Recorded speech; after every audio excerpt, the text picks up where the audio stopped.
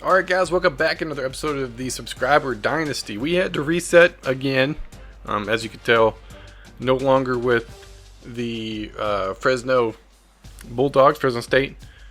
We had a glitch and completely screwed us out of our dynasty, so I had to restart. We went with different rules this time. You have to be under a 4-star team. It doesn't matter conference or anything like that as long as you're under 4 stars. So I went USF just to mix it up a little bit, see what everybody else picked. Packers Rogers went Oregon State. Pride Leader went West Virginia. Extreme Patriot, Oklahoma State. Orange Goose went to Rutgers. Mr. Pibbs, new guy, he took Merck's place. Ends up jumping in as Georgia Tech. What's Online, Arizona.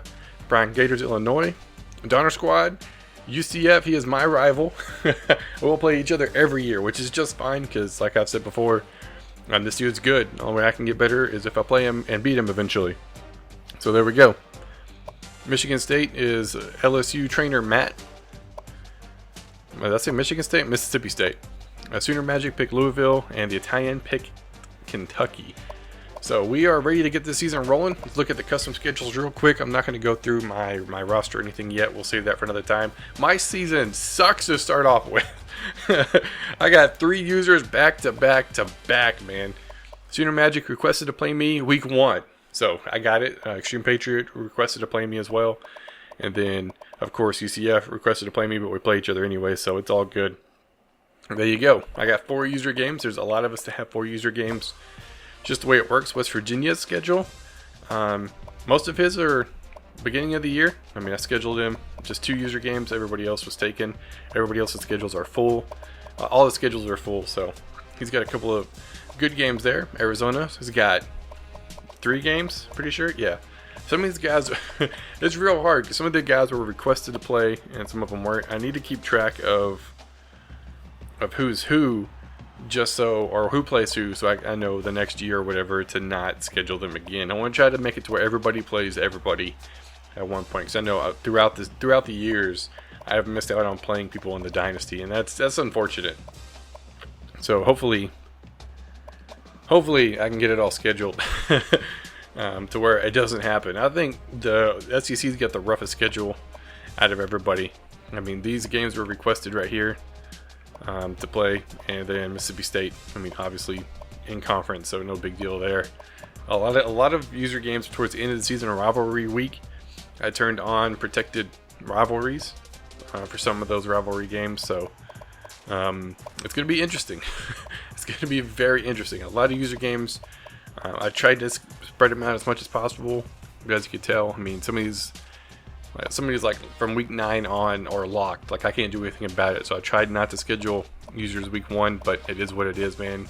I can only do so much scheduling wise to make it to where everybody gets a fair shake. I mean, he's got 3 users in a row as well, Packers Rogers, but at least he gets a game under his belt to kind of see what his Oregon State Beavers team's got. But sometimes that's not the case. So and then ends up with UCF. He's got 4 users. He requested all these games, so works out great. So that's the schedules. We are ready to advance. I'm looking forward to seeing what everybody starts off the season ranked that isn't ranked, because we'll look through that real quick. We have Louisville and Oklahoma State that are ranked. Everybody else, we'll check that here in a second. So we're going to advance into week 1, and we'll be right back.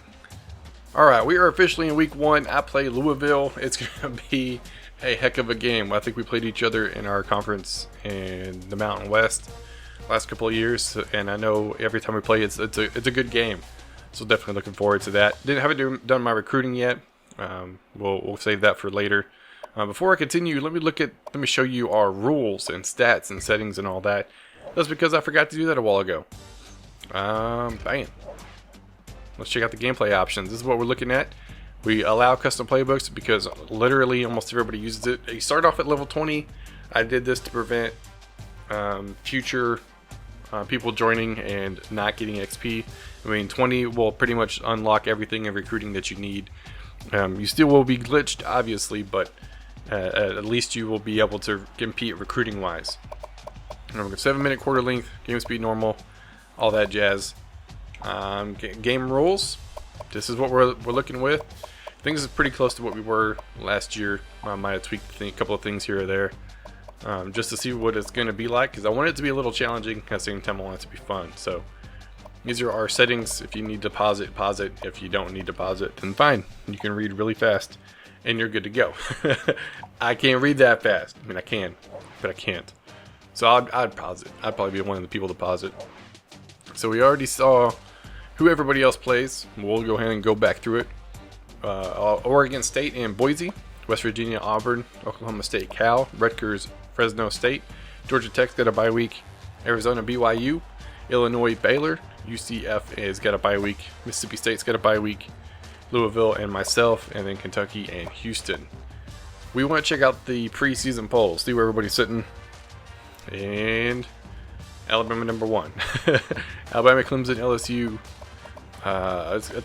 That's about right. I would probably agree with all that. Louisville 19, Oklahoma State 21. Which one's the next user? Georgia Tech 36.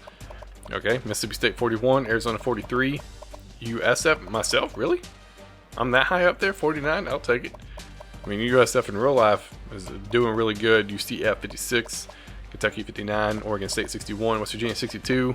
Everybody in top 100, Rutgers 72, Illinois 79. It's gonna be close. Pretty sure everybody is. I don't think anybody purposely put themselves at Buffalo, but you never know.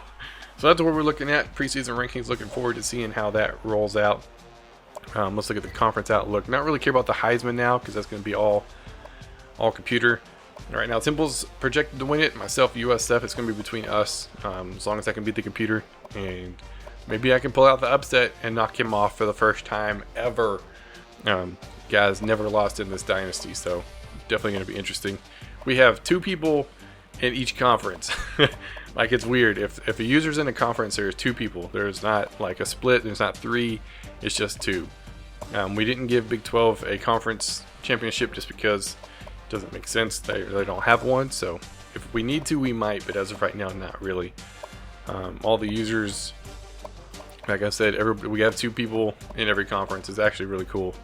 I was very happy about that. We did add Appalachian State. We replaced Idaho and put them in. So if you see that whenever it pops up here in a second, it's gonna be interesting. Everybody's got a conference championship except for myself and UCF. Yeah, Sun Belt. There you go. Look at this. Look at this. Look at this. Bam. There he is. There he is. Gonna be interested to see how this turns out. I'm using the Cagenomics roster set. I did a little bit of research, and that was the most up-to-date one, most accurate one for this season. So that's what we're rolling with, and everybody's excited. These dudes are pumped, ready to get the season rolling, as well as I am. So we are ready to get this season going. I mean, look at all this. Look at the guys already on here. Yeah, buddy. That's gonna be it for this episode. I hope you guys enjoyed, and I will see y'all next time. I want to give a huge shout out to everybody that supported me via Patreon. It's not required or anything like that. I don't really advertise it or anything, but as a special thank you for the people that have donated, this is just a little credit section that's going to run at the end of every video. So hope you guys enjoy, and thank you once again for the support. It means a lot to my family and I. Helps me continue to do this because this is just a part-time like hobby for me. And it takes away from family time outside of my 9-to-5 job. So I appreciate it. Each and every person who watches my videos, as well as supports it, as well as the people that are supporting via Patreon, it really means a lot. So thank you.